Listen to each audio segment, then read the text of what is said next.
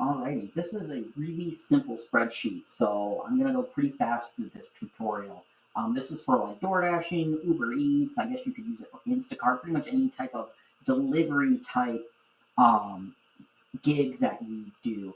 We've got 3 pages: the overview, which you can have a link to this tutorial video, the monthly overview, and your records. I'm gonna go to records first because it's pretty simple to to show you how it works.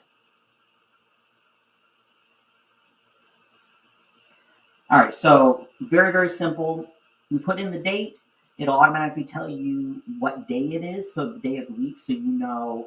Um, it'll have the full date, but it'll also tell you the day of the week, so that way you know what are your most profitable days.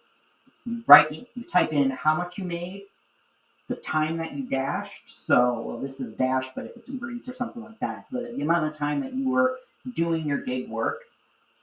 Um, I usually round it to the full hour, but if you want to round it to like a decimal hour, you can do that. I know Doordash has a section that tells you within decimal hours how long you were on their platform.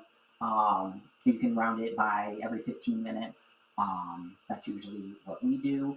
The number of deliveries you made, the number of miles you drove, and after you fill all these out, these sections, the average per hour, average per delivery, and average per mile, will automatically calculate for you.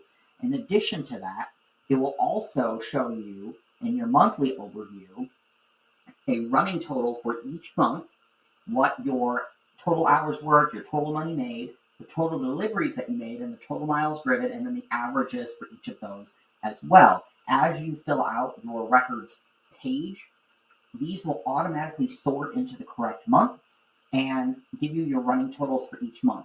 You can see your whole year averages and totals right down here. And if you want to do quick calculations for your mileage deduction, that section is right here. This year in 2025, the mileage deduction is currently at 70 cents. So I automatically put that in there for you. But if you find that the number changes or you're on a different year, you just input whatever the correct amount is, and it will automatically calculate based on your total miles driven what your mileage deduction should be for that year. And that's it. It's a very simple spreadsheet, but it gets the job done.